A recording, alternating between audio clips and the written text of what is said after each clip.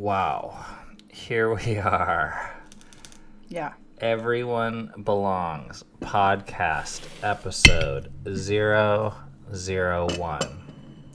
Oh. You just banged the microphone. Yeah, sorry about that. I just realized my notes are not in the place that they need to be. Let's get rid of that. So a little bit of backstory here. We have been trying to start this podcast for quite a while now, like months. And one thing after another has been putting it off. And I don't exactly know why. Starting new things is hard. And sharing our story is hard. Yeah. But finally tonight, it's like we're done with the excuses. We're recording this. I can't claim it's going to be the most organized thing on the planet. But it's going to be a thing. And we're moving forward. Yeah. And where we are starting with is our story. Specifically regarding faith and religion. And I really don't want to start there. I'd rather start with like kind of where we're at right now and content.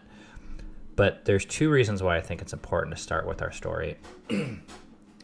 One is,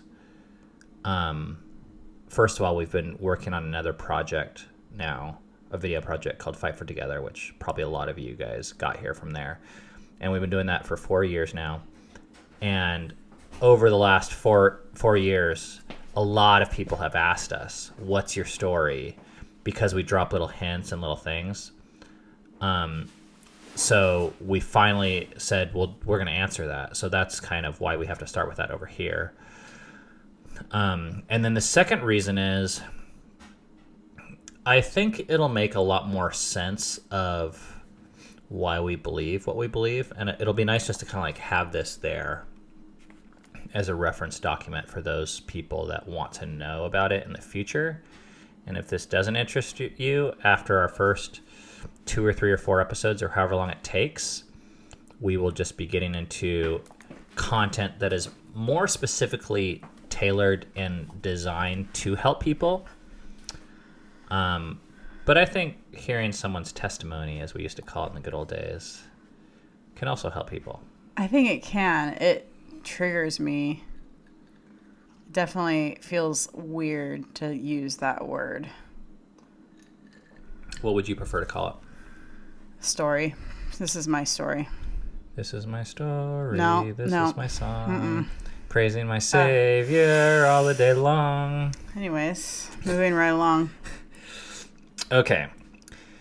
And if I haven't made this clear already, this is unrehearsed. So I think these episodes are going to be an hour each. And we're just going to cut it off at some. It'll be, we'll guarantee. And then sorry, next time. And then I put my finger down her. Well, we have to make it really like cliffhanger-ish. Yeah, so people tune in the next week. Right. Probably shouldn't tell people that we're doing that. Whoops. Okay. So. Where do we start? Or who starts? Can I start? Yeah. Okay. Probably so. Better that way. I was raised in America with evangelical parents, and for those that don't know what evangelical means, it's like it's a form of Protestantism. Yeah, it's I would say it's like the pretty standard modern day Christianity that you see. And we experimented with various what do you call them? Not sects, but branches? No, dang it. I can't even is there a word? Yeah, people ask like what denomination. Oh, right. Okay. So I was raised in the Plymouth Brethren denomination growing up, which was these churches. They were like 100 people max, fairly small, but this was in the Pacific Northwest, so it wasn't like Bible Belt conservative. But it was conservative in other ways, like the women wore head coverings, like we didn't wear shorts to church. I learned that in California. Women didn't speak up, right? In this denomination, that's correct. During the service, yeah. They could chit chat over coffee and cookies, but Yeah. not during the service. Yeah. And I don't know, like, religion became associated with the highlights of my childhood. Specifically, like summer camp, which was at a Bible camp.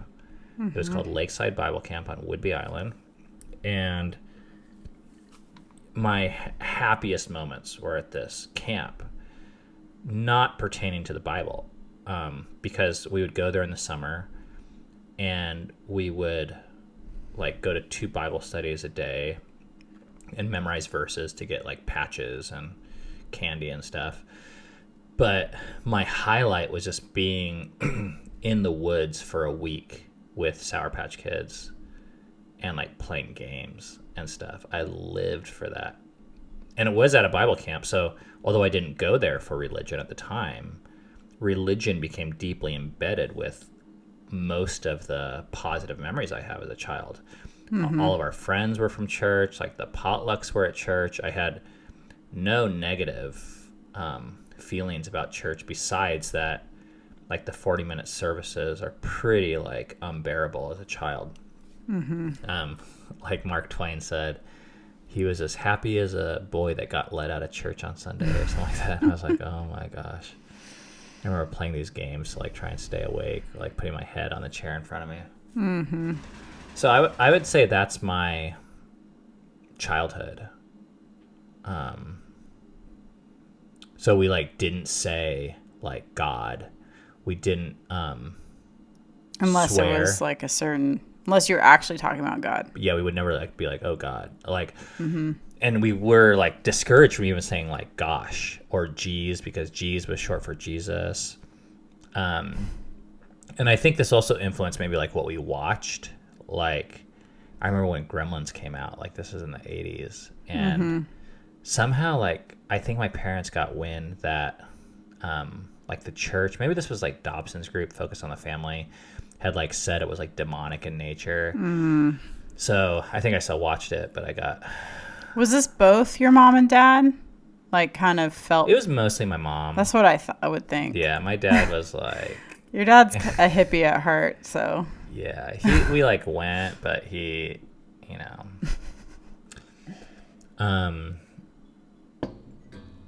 And yeah, I think that's what stands out to me from my pre-high school years. How about you? You wanna? Sure. Anything else stand out to you? Oh, about you? Or No, about you want yourself. me? Well, I knew you. Yeah, tell me 3 positive things that you think about me. Well, Ben and I have quite a few similarities. We both, like, I grew up in a Plymouth Brethren church until the age of 6.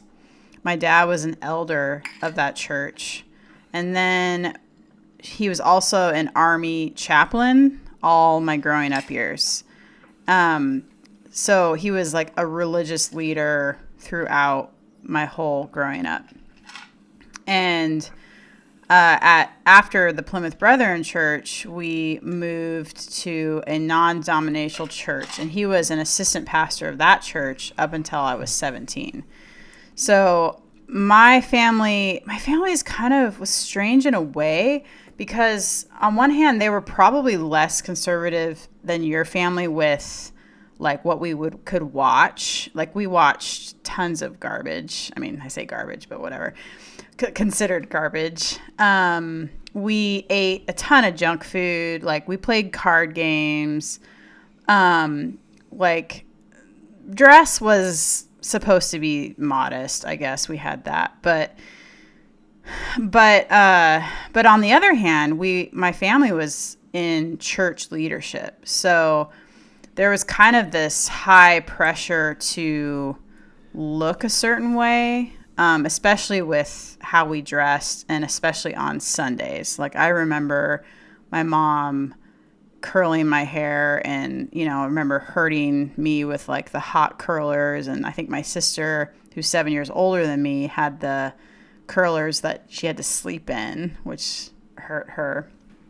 So, yeah, there was always this pressure to impress. Like everyone was looking at us, so you better, act a certain way. And so I always kind of felt in the spotlight, but only in this like little bubble, this church. And what was hard for me growing up was, I mean, there was the pressure, but also my mom and my dad, the way that my mom would yell like a lot growing up, and she would get pretty angry a lot of time. And so I felt like what was happening as I look back, I'm like, what was happening is all of us were trying to help my mom not lose her shit, basically. Like, I felt like that was my job. And so I was a really compliant, reserved kid. And I saw what happened to my sister, who was not that. She was more quote unquote rebellious. And so I would see, okay, that's what happens when you do that. So I think my bent was more this other way of operating. So Can we skip to high school? yeah, so like, high school, junior high, youth group. When I was 12 years old, just became my life. Like before that, it was kind of like, I don't know, religion was like Sunday school and whatnot. But once I turned junior high age, I felt like that became way more important than anything else in my life. Like more important than school, more important than family in a way. Like I spent more time, I think, there than like with my family. And when I was 12, I met the junior high youth pastor, and that started, at the time, he was 26 and married, and we started this inappropriate, abusive relationship together that lasted like 6 years, where it was just a lot of like physical touching, never overtly sexual, but undertones, and like emotionally exclusive, and a lot of turmoil for me, especially between like 14, 15, and 16, like those years. Like I felt like, because I had all this religious stuff, like I felt like I was an adulteress because he was married, and what are we doing? I never felt like I could tell hardly anyone. Like, I think I maybe told 2 people, but I always only told half of it.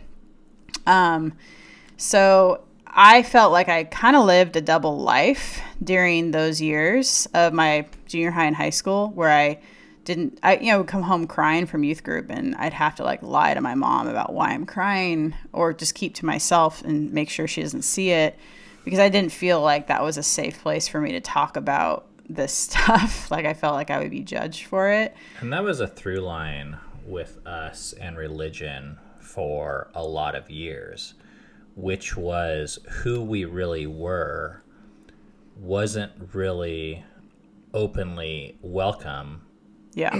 or discussed, at least in the official institutional settings. Like, so I'll just give a few examples. Like, you're talking about your love life basically in junior high.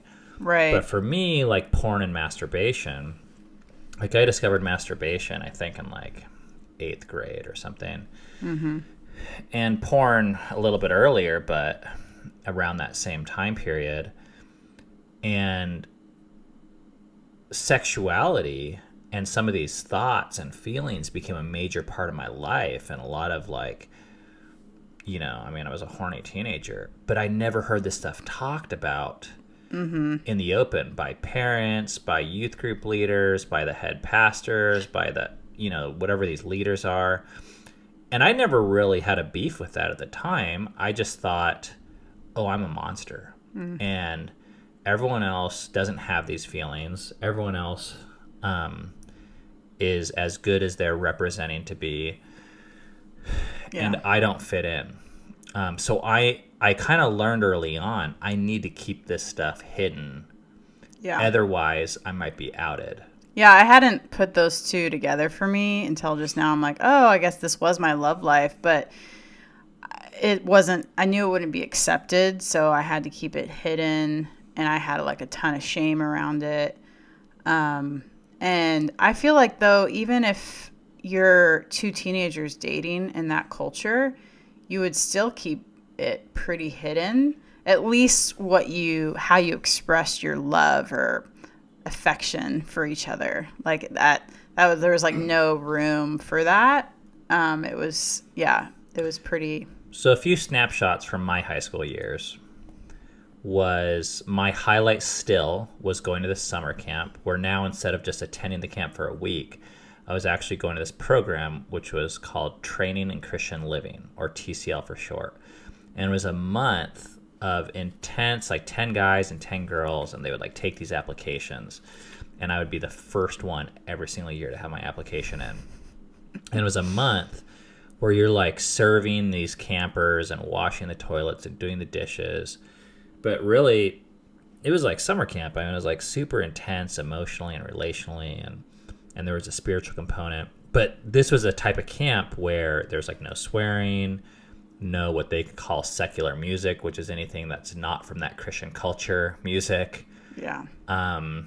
No like electronics, which I think is more of a technology thing than a religious thing. No like relationships, like opposite sex relationships, really. Yeah. So it's crazy to think about that, because they would have these like rules of like no smooching unless you have a ring on your finger, and no. Yeah. And now I'm like, the way I think of sexuality and like relationships, I'm just like, drop the volume a tiny bit. Okay. You get excited, and I think you're like, I'm just like, that is so bizarre and damaging to just like bottle that up. whoa, like, I okay, don't care. jumping ahead, giving Well, sneak peeks. I think most of these people probably know how I feel about that. Okay, so that's one snapshot. Was the highlight of my camp was this summer, which is actually where Cami and I met at the age of 13 in junior high. And another snapshot is, so I was kind of like all or nothing, always have been. And I went deep into church youth group culture. It was like my dream come true. I never really fit in as like a jock or a musician, or in high school, like it kind of seemed like a joke to me. But the spiritual community, at least it seemed like a spiritual community to me, I felt like there was something deeper there. And I went all in. I mean, I was like in a small group, and I was volunteering with like the sound team and the audio team and making videos, and just like spending every minute I could. I rollerbladed like with a youth pastor back when that was cool. And I would go on mission trips. And so this is like kind of the culture I was, but I was, of the youth group kids, like there was like maybe 100, 150. I was probably in the top 3 most fanatical, I gotta say, like most dedicated to doing, like I was reading the Bible the whole way through. I was volunteering on everything. I was showing up to everything. I was showing up early, leaving late. I was reading every book I could get my hands on.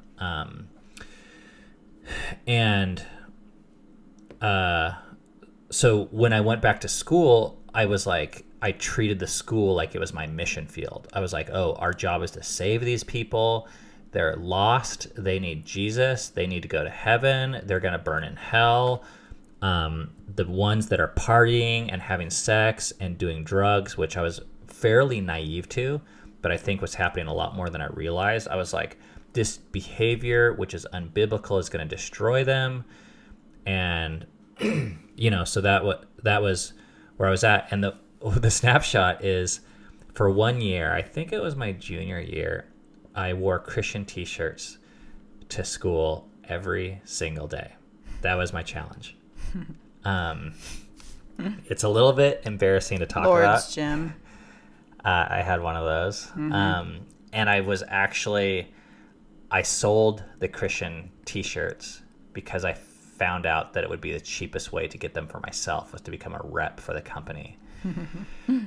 So I became a rep for Living Epistles. I even went out to design my own Christian t-shirt company. Yeah. You like designed a person throwing Satan's head in a wastebasket. That was one of my top ideas. Sellers. One of the 3 designs.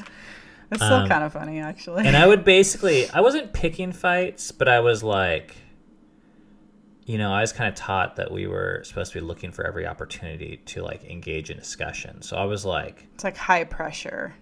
But I liked it. I thrive off high pressure, but it was like, I don't know.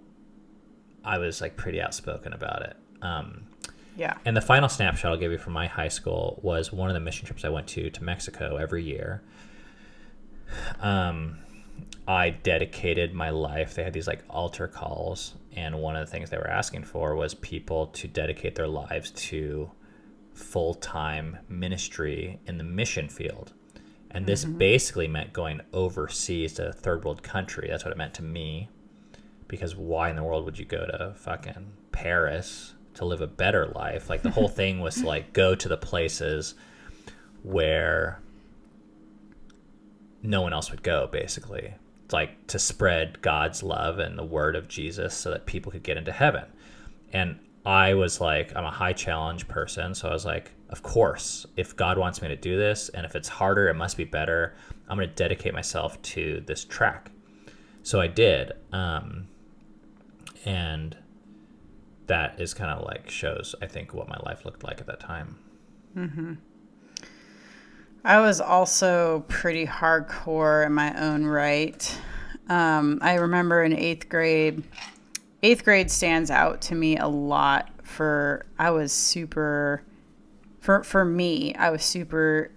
I would just find opportunities to evangelize to people.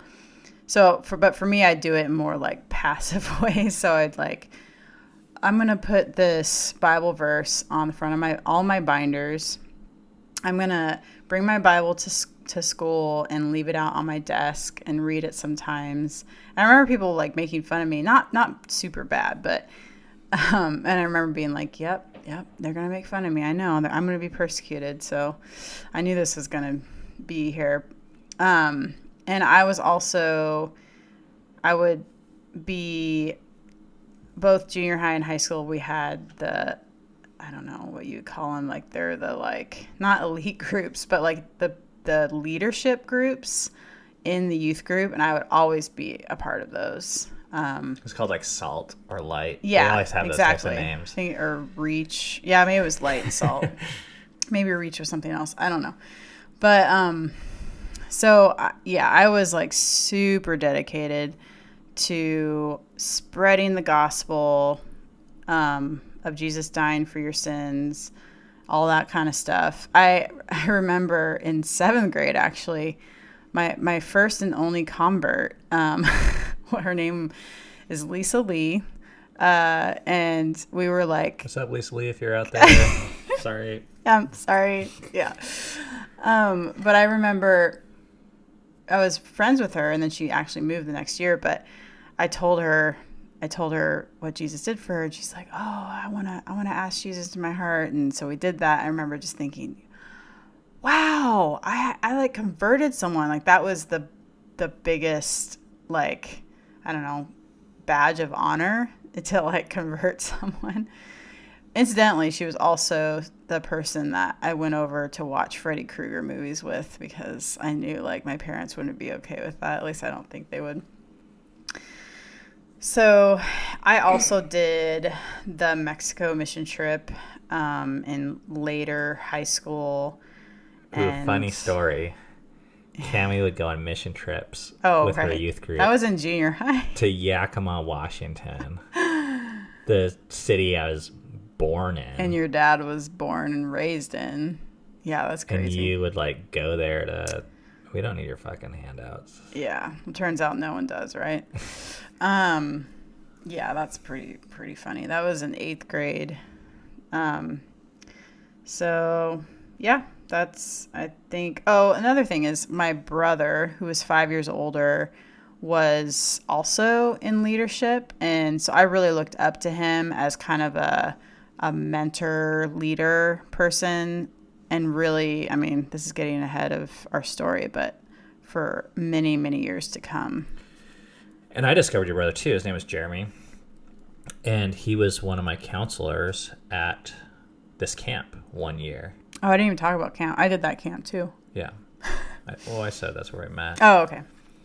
And your brother, I could not believe it when I met him because he had gone to Bible college and he seemed so smart, like the way he used logic and you know, there's various books we read in these time periods that were like about these famous missionaries that prayed and just these amazing miracles would happen. And Keith Green, who was a musician, was very influential to me because he was just like balls out. Like he would take all the money from his records, like give all of his money or not even charge people for the records. Then he would take whatever money and all these people that he met on tour that were like washed up drug addicts and like invite them all into his home. And that became my like hero for like what a sold out person could look like.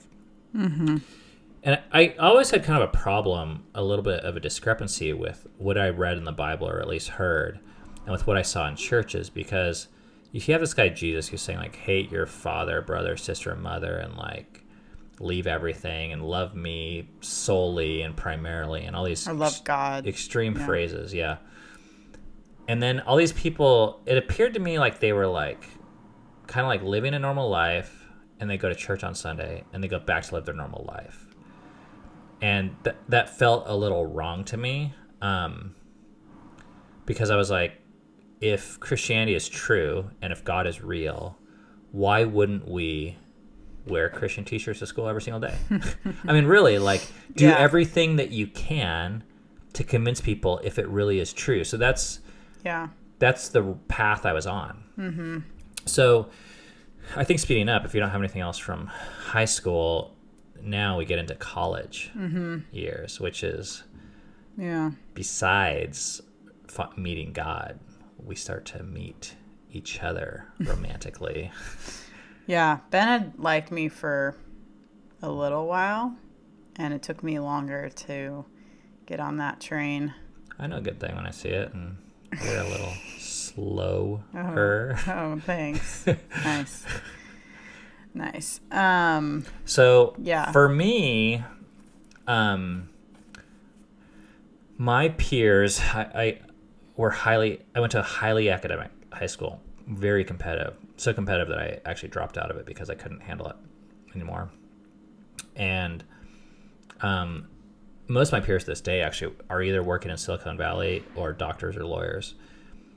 And as a reaction to that, partially because I couldn't hang with the academia, this is all in hindsight, but really what I was after was how to prepare to be this missionary now. Mm-hmm. So then you don't need all that stuff. Yeah, you don't need that stuff. So I decided to go to Bible college. It was the same Bible college that your brother went to, and he sounded like he totally knew what he was talking about when he was my counselor up at this camp. And this Bible college was in Portland, Oregon. And I went to a weekend to like test it out, you know, and I couldn't believe it. I mean, it was like summer camp all year long. And they had like a skate church across the street with like ramps, and you go into this cafeteria and people are like eating cereal from these giant like containers. You just push a button and there's ice cream. Come to find out, they like totally ramp up the food for these preview weekends where these high school kids come and check it out. Duh. But 10 flavors, and then you actually go there, 2 flavors. There's like Lucky Charms with no marshmallows. So anyways, Bible college was a no-brainer for me. And I show up the first day, and guess who's there? I know. I wasn't going to go to that college because my brother went there, and I wanted to be different. But I felt like God was leading me there. And so that's where I ended up with Ben, and that's like the summer before is kind of when we were both like into each other. And so I would say we started dating during this time, but we definitely didn't call it dating. Oh, we should talk about that. So I had this one girlfriend for 3 months, and then she broke my heart. And she dumped you. Yeah, for college, the college experience. Mm-hmm. And then Joshua Harris's book called Icus Dating Goodbye came out, and oh my gosh, it was love at first sight. I read this book, and I was like, this was written for me. This is what I've been missing. It basically laid out how to prevent what had just happened to me. So I dedicated my life to never dating, to just searching for my future wife and doing what he was calling, I think, courtship. Yeah. And there's all these like kind of level ups. Like, so I had kissed my other girlfriend. That's like really all that we had done. And we like made out, but it was only a kissing. Like there was no, like I never touched her boobs or anything. I didn't even like know you could. Yeah. And then. You were so sheltered. I know. And then I like after reading this book, I was like, okay, I'm not going to date. I'm not going to basically have fun with girls until I'm married. And along with that came like, I'm going to save like kissing for the wedding altar, basically. Like I'm not even going to kiss. So in front of everyone else the first time. So we'll get into that a little bit. But so Bible college was, oh my gosh, it was so much fun. Really intense. Whole new set of rules. No tobacco smoking, no playing cards, no wearing white t-shirts to class, no wearing sweatpants to class, no dancing, no watching R-rated movies. Mm-hmm. I mean, if that gives you an idea. Yeah. But these professors, I really enjoyed being around. I loved the classes. I loved staying up late and just hanging out in the dorms. Of course, it was like guys and girls separate dorms, and like curfew was at like 11 or midnight or something, like fairly strict. Mm-hmm. Guys were never allowed in the girls' dorms and vice versa. So Cammie and I would go, our way of like dating was to go to the Christian bookstore on campus. Yeah. This has got to be one of the most embarrassing things. This is cringy. Prepare yourself. Hey, if you've been in love, you know, and you can't talk shit. This isn't love, but this is like Christian love? Yeah, it's a bit cringy, but whatever. Well, gotta love my past self. You know? Okay, so enough stalling. So we would go upstairs, and they had like this couch beanbag setup where you could watch Veggie Tales, yeah. Which is like, it was a cutting edge animation Christian cartoon with like these Bible lessons and vegetables. And we keep in mind this was 1998. And we would watch these, like partially because they were interesting and kind of funny, like they were a bit like the Muppets. Mm-hmm. Partially because there was really nowhere else to go on campus. And then partially because what we would do while we would watch these videos is we get out some of our sexual tension. We would tickle each other. Oh, God. Oh, it's so fucking embarrassing. But it's cute, kind of. I think it's cute. I mean, when you got so we were laying on our backs. Like when you got nothing, looking at the screen. When you got no way to get any sexual tension out, that's like illegal. Yeah, right. I mean, poking each other in the ribs. Yeah. You must clarify. Man, good times. And Bible college had this whole other realm of like intensity when it came to spirituality, because these guys, I mean, there was like, I don't even know, let's just say 3,000 people there. And they're all, basically saying no to worldly, because the Bible degree, you can't do jack shit with it in terms of making money. You can become a youth pastor, a regular pastor. Especially if you're a woman. Or a missionary. You can't make any money. So, it was like, how I said I was the top 3 most intense people at youth group? These were like all the people that were the most top 3 intense of their youth group had all come to one place. So to be the most intense here was really difficult. Right. Because, I mean, there was people that basically only spoke Greek and Hebrew, and they like wanted to be a pastor. And then there was like missions week where the missionaries would come for 1 week and kind of do that whole missions thing again. Mm-hmm. And tell just the craziest stories. I mean, they were like the SEAL team. Yeah. It'd be fascinating to follow all those people now. Like, where are they now? If some of them Yeah, that would be interesting. renounce their faith, or some of them. Because I would are say like pastors. less than 10% of the people at Bible camp are still Oh, yeah. of that faith in that training Christian living program. Oh yeah, yeah, that's pretty low. So Bible camp, we fell in love and all new levels of spiritual intensity. And I would like, one of the things I want to share with this, I mean, people see me and they see the tattoos and they, we're kind of out of the box parenting people, and we are. But I learned very early on from these ways I was raised and these places that we went, that submission to authority and following the rules was basically synonymous with pleasing God. So to give you one example, at Christmas break, I went home and I watched like 15 minutes of Schindler's List, and I felt so guilty because it was an R-rated movie that when I went back to Bible college, I turned myself into the dean. And I went to his office. I said, hey, I watched 15 minutes of this movie. And I don't remember if there was a punishment or not, but I was like, bring it on. Like, I deserve it. And that was the type of kid I was, because in some ways I'm out of the box, but I'm only out of the box where I'm really allowed to be out of the box. Like if there's rules back then, I was like, you have to follow the rules. So, the ultimate kind of like middle finger in the way I could express it was the last day of Bible college, after it was like technically over. Me and my RA and my best friend, my roommate, we went and smoked tobacco pipes on the front steps of the like main hall, I don't the know faculty if I knew hall.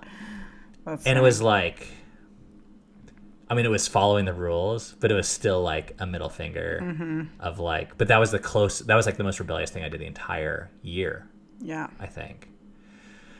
And, there's even like one crazy story, which I think you like to tell more about, how we were like really in love, like emotionally speaking, but we weren't really calling it dating, and we weren't making out or anything. And Cammie went home for the second semester, and we decided to take a month off from talking to each other. I feel like it was a couple months, but. And part of this was like for me to stay focused on studies and just like not be on the phone all the time. And then part of it was like, I believed God was like teaching me that if I was going to be a missionary and a good Christian, I needed to learn to love God more than Cammie and not be distracted by any woman or person or feeling. It's kind of like penance in a way.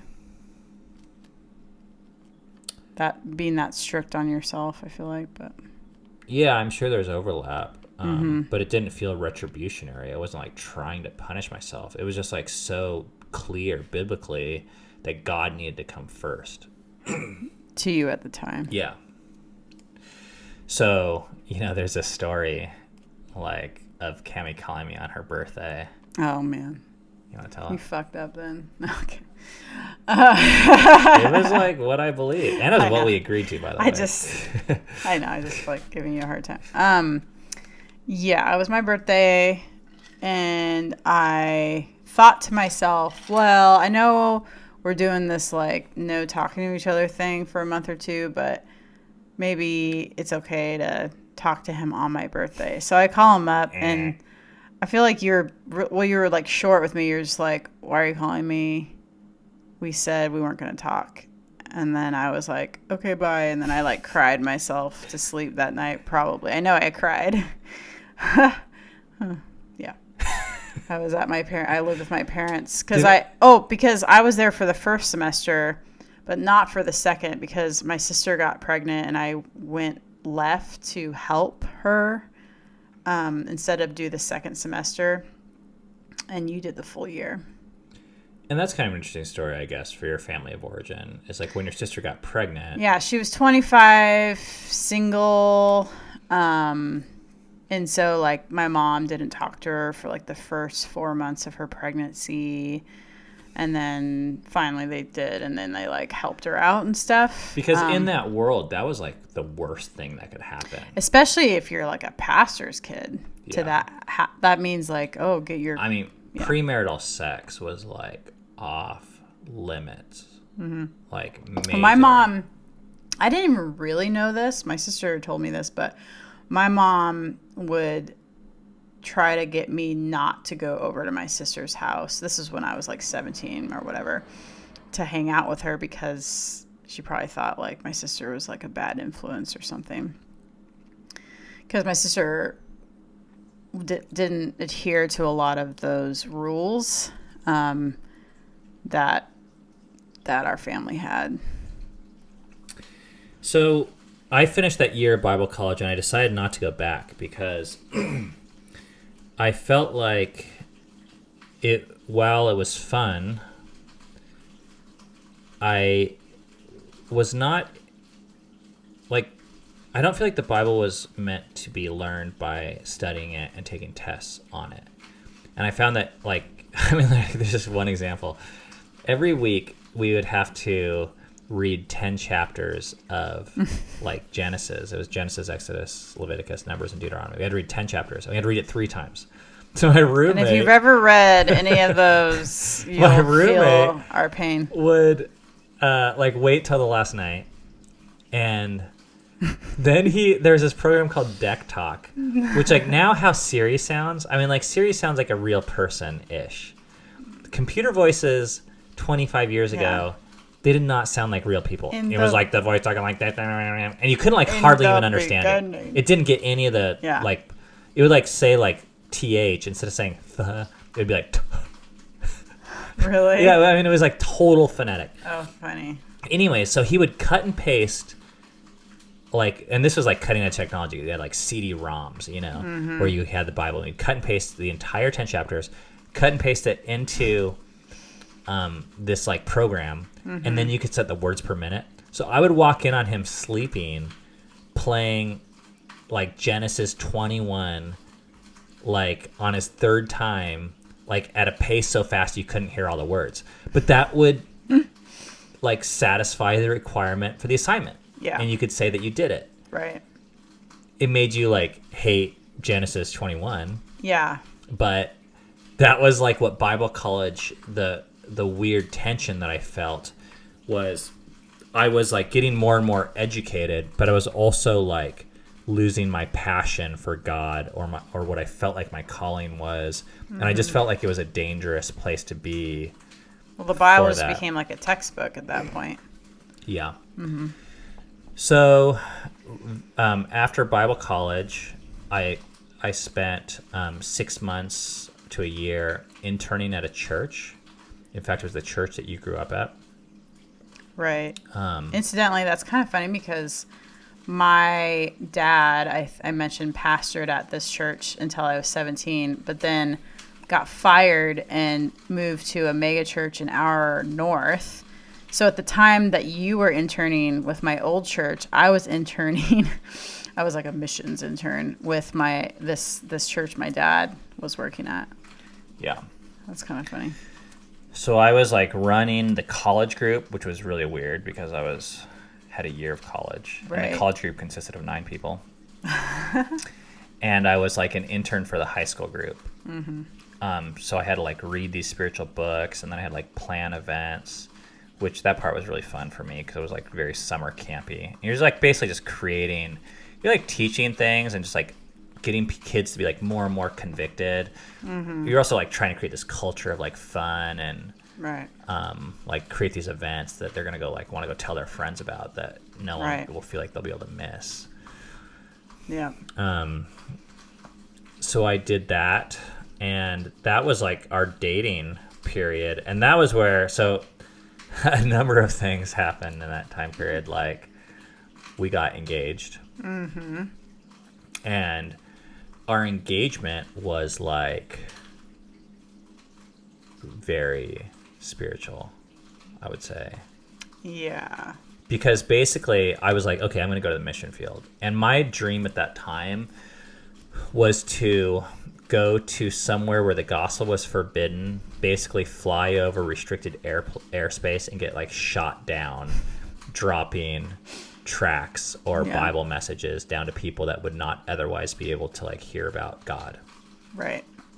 So I was thinking, okay, that's terrible marriage material. So our engagement, I remember we went for a walk, and I'm like trying to talk you out of it.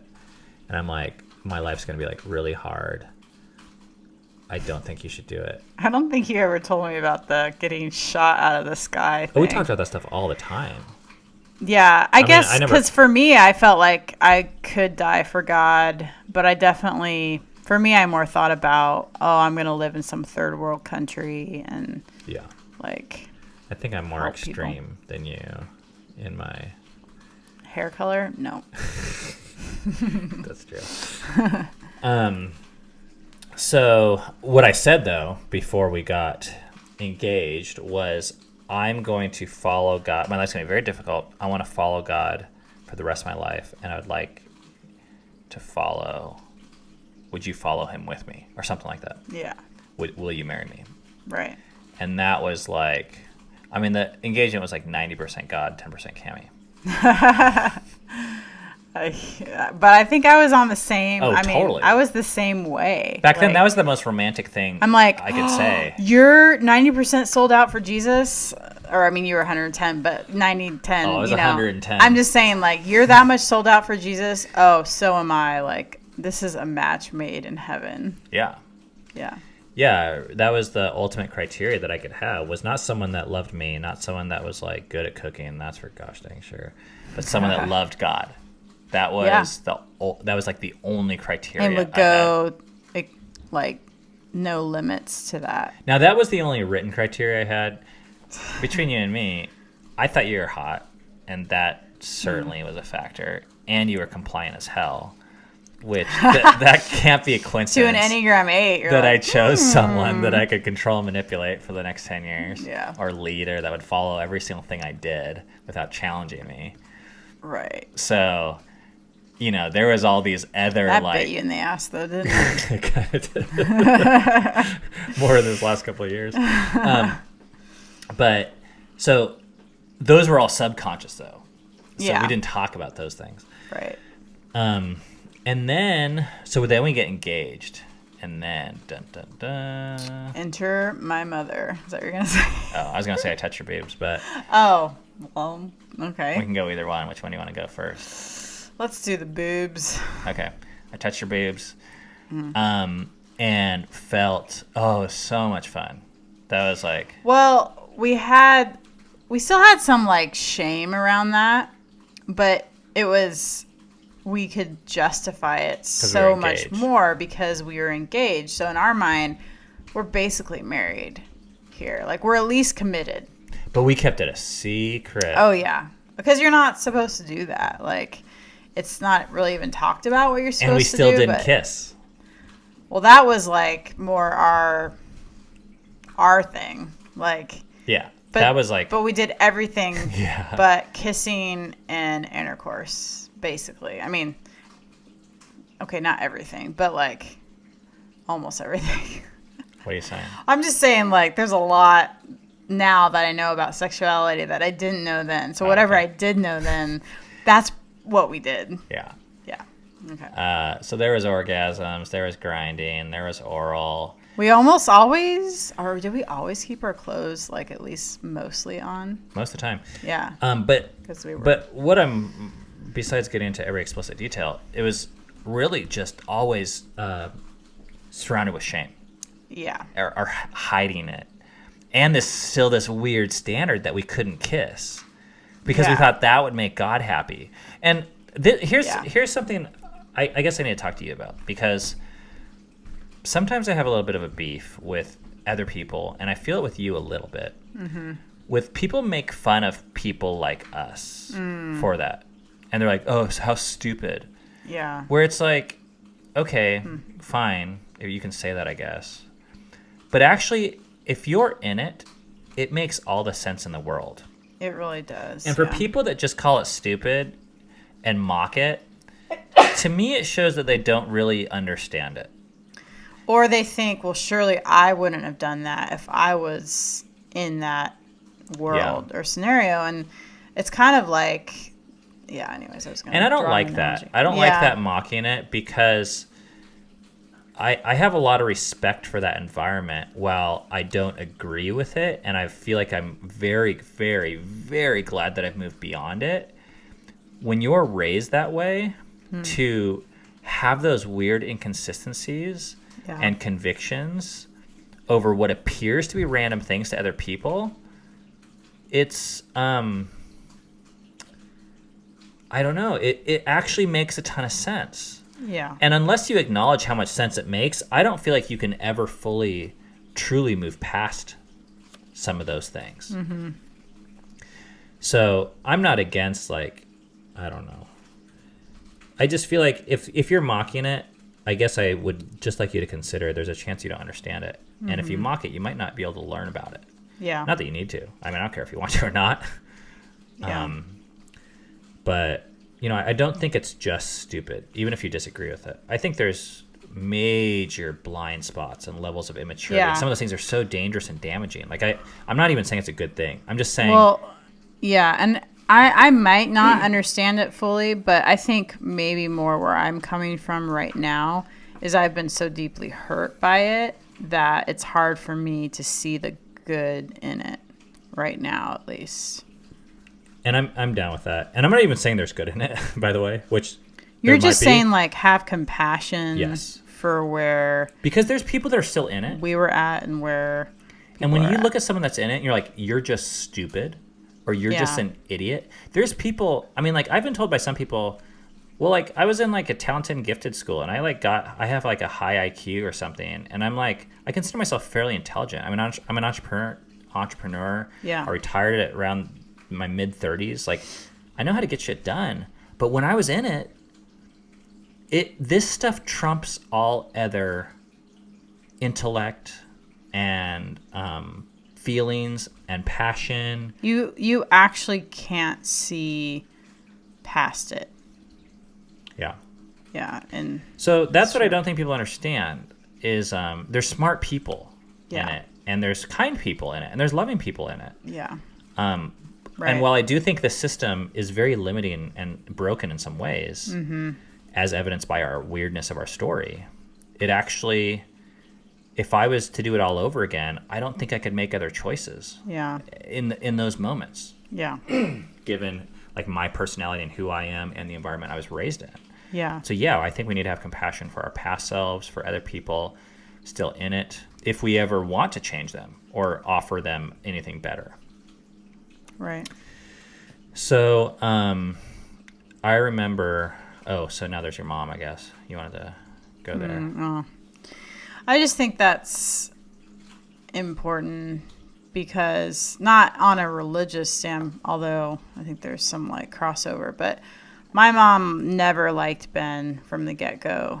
And I also think there was a lot of turmoil. Like, when we got married, it was kind of like I was pleasing my mom, and then we got married, and then now I'm pleasing Ben instead, or being compliant and going along with him. Well, I got some stories. Yeah. Of before marriage. And by the way, we have 7 minutes to wrap this up. Okay. For this episode. Yes. So, first off, the youth pastor that I was the intern under at the church, he was like, don't marry Cammie. And I was like, why? And he was like, do you know her mom? And I was like, yeah.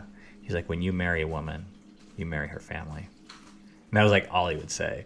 Yeah. And I was like, I can handle it. That's but so a year before we got married, I go to your parents, and this is what you do in this culture. And I was following the rules, right? Mm-hmm. You go and you ask permission from the dad. And in this case, especially, I guess, the dad and mom, I took your parents out, and they said no. I mean, and I was a punk. Like, I mean, I had earrings then, I had bleached hair, I wore baggy ass, like, clothes. A couple tattoos. If I'm going to mock anything about myself, I'll mock how baggy my clothes were coming from Southern California. I had a few tattoos, but, you know, and I was like 19, so, like, you know,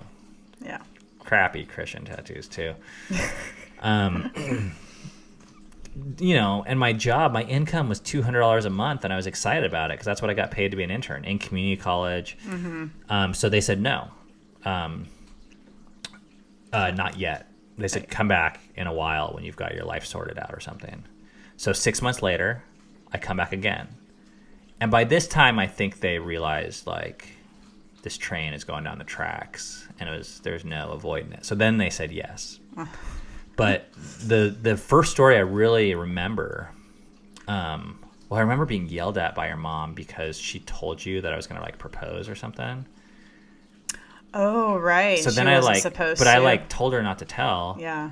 Or asked her not to tell, and then I like came over to your house and asked her why she told you, and she was like yelling at me, and I'd like never been yelled at before, so I was like, whoa, this is crazy. Oh wow. Yeah. And then like I planned on going on this bike trip like 3 weeks before our wedding. I was going to bike from Seattle to San Francisco with the Bible knowledge champion from my Bible college, Multnomah Bible College in Portland, Oregon. He was like first place valedictorian, like place number 1 in knowing about the Bible. Right. Anyways, we were going to bike. We've been planning it for months.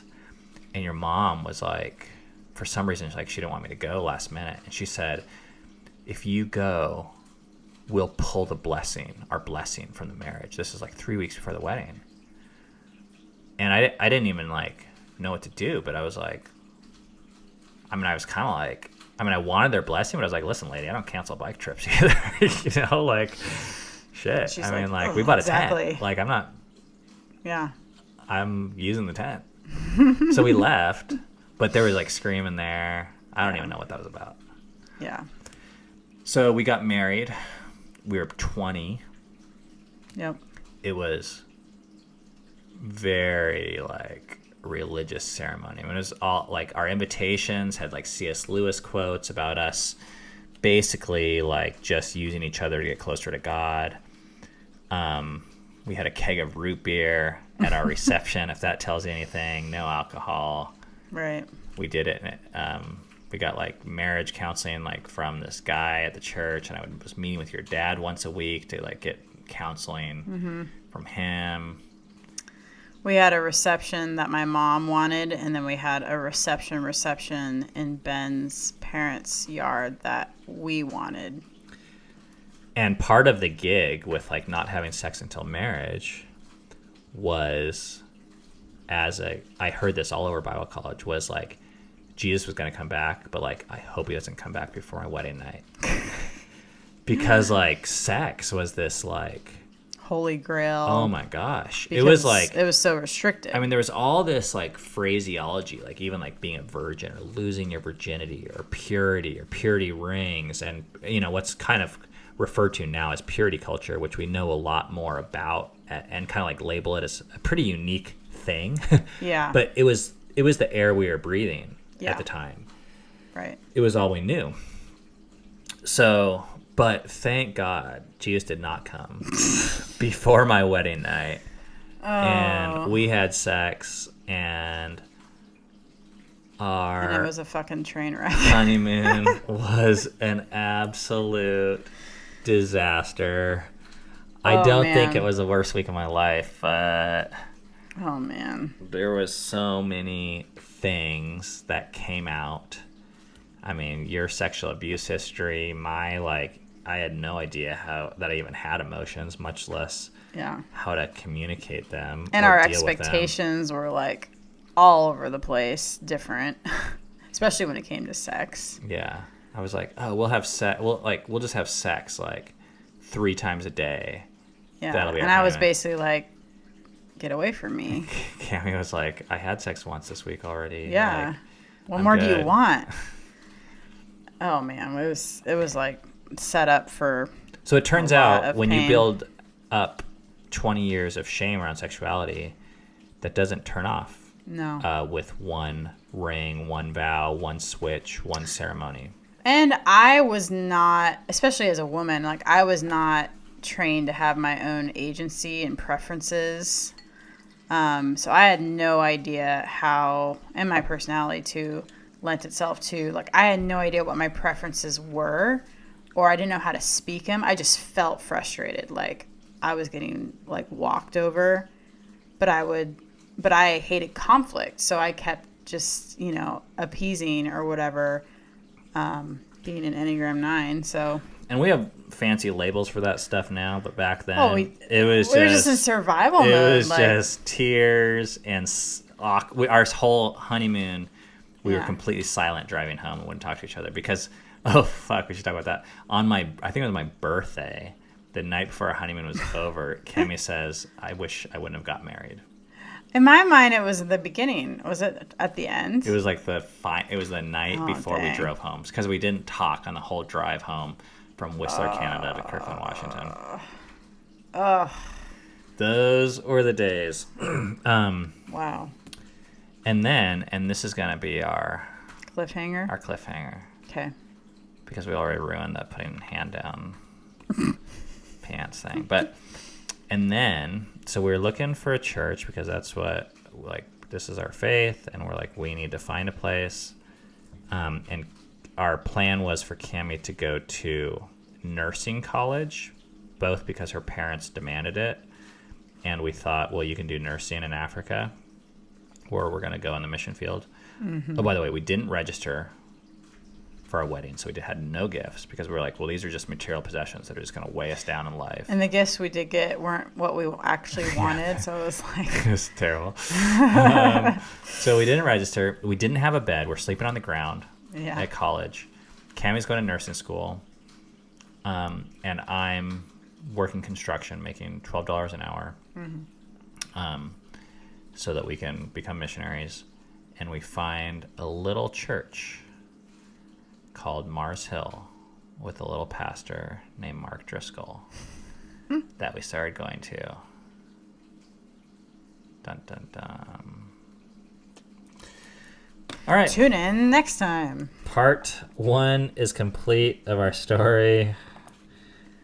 I'm going to really try and keep this. I don't know if we can keep it to 3 parts, but I think we can keep it to 4 parts. I was going to say, once we get to the last 3 years, it's going to get dicey. Yeah, that's going to be a whole part. But anyways, thanks, guys. So Everyone Belongs is a project that we are starting that's meant to help share our story of how we've moved past religious systems into a love that is big enough for everyone. And I'm excited about this because it's kind of like what we've been through and what we're learning in real time right now. What? Oh no. Why'd that camera just go off? I don't know. Okay, geez. I hope the whole thing got recorded. All right. So there's plenty more podcasts and videos to be coming. You can find us on YouTube. Just type in Everyone Belongs, or we'll put the links in the show notes. And this podcast should be available everywhere podcasts are available. And all those links are down below. So I hope you're able to find us. Are we doing questions after the 4 parts are done? I don't know. I don't know how to deal with questions yet. Yeah, okay. If you have any comments or questions, please leave them on the YouTube page. Right now, that's the best place. Mm-hmm. Or actually, you can leave them on the Anchor app. That is below. I was going to stay away from that, but maybe that would be a fun way to kind of like... Everyone Belongs YouTube page, you're saying? Yes. Yeah, okay. Yeah, this is all Everyone Belongs. Fight for Together. What is that? No one knows. It's a different thing. Just different. Yeah. All right. Well, thanks, guys. Yeah. Let us know if this is interesting or helpful for you, or if we have anything in common. Mm-hmm. But we appreciate you taking the time to lend your attention towards our story. If we have any closet VeggieTale watchers from ticklers from their young adult life, people that were grinding but not kissing, you are welcome here. Special brand. All right, we'll see you guys next week.